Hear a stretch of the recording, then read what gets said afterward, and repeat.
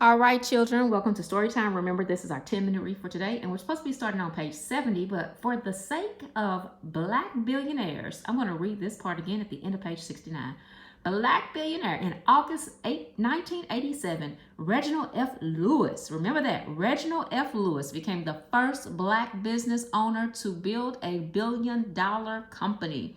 He bought Beatrice Foods for $985 million and renamed it TLC Beatrice International Incorporated. Lewis was a Baltimore native and a graduate of Harvard Law School. Before buying Beatrice, he was a corporate attorney and a Wall Street investor. Also in 1987, Lewis established the Reginald F Lewis Foundation. It made million-dollar donations to nonprofit programs and organizations, including Howard University and Howard Law School. The Reginald F Lewis International Law Center is the first major facility at Harvard named in honor of an African American. After Lewis's death in 1993, his foundation donated $5 million toward the construction of a new African American museum in Baltimore named after him. The museum opened in 2005. All right. Now, page 70. Johnetta B. Cole. In 1987, Johnetta B. Cole was named president of Spelman College. Located in Atlanta, Spelman is a highly respected college created to educate Black women.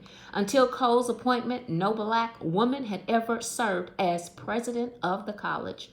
She held the office until 1997. She increased the college's ranking during her tenure and was also a record-setting fundraiser. Spelman became far wealthier under her leadership. Cole is an anthropologist by training. She was a professor of anthropology at several colleges and universities before agreeing to lead Spelman. From 2002 to 2007, she served as president of Bennett College in Greensboro, North Carolina, another historically Black school. In 2009, she became director of the Smithsonian Institution's National Museum of African Art. Rodney King and the Los Angeles Riots. Let me read this quote from her. The ultimate expression of generosity is not in giving of what you have, but in giving of who you are. Johnetta B. Cole. Now, Rodney King and the Los Angeles Riots. On March the 3rd, 1991, a group of Los Angeles police officers attacked and beat an unarmed driver named Rodney King after a high-speed chase. Video recording of their assault led to a 1992 trial in which the officers were acquitted or found not guilty.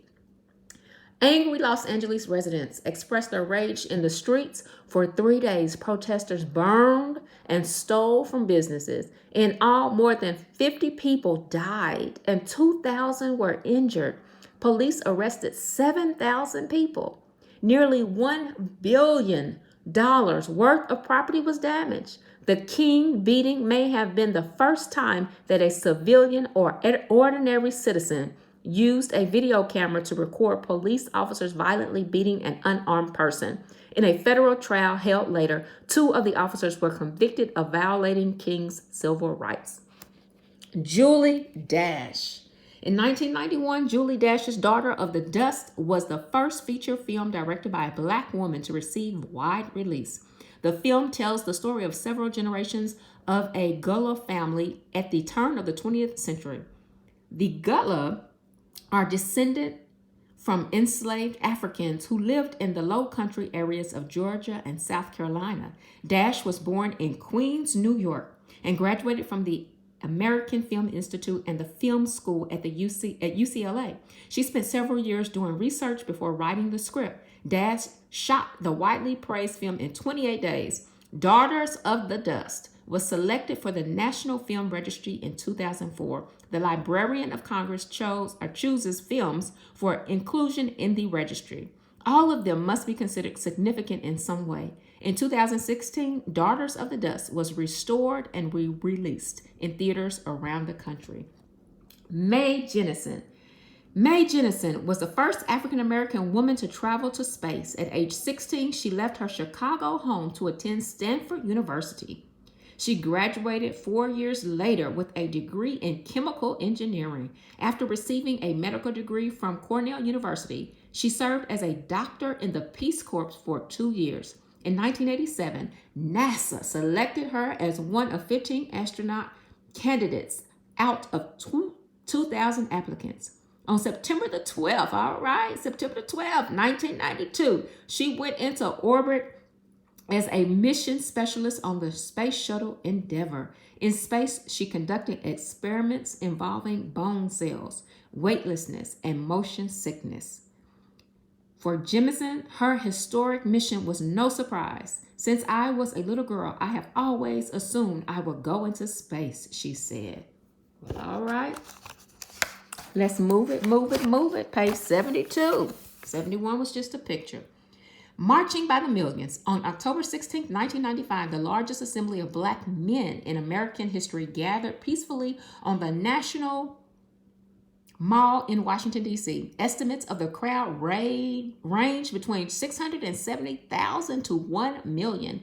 The event was organized by Nation of Islam leader Louis Farrakhan and supported by churches, civil rights organizations, and other activist groups.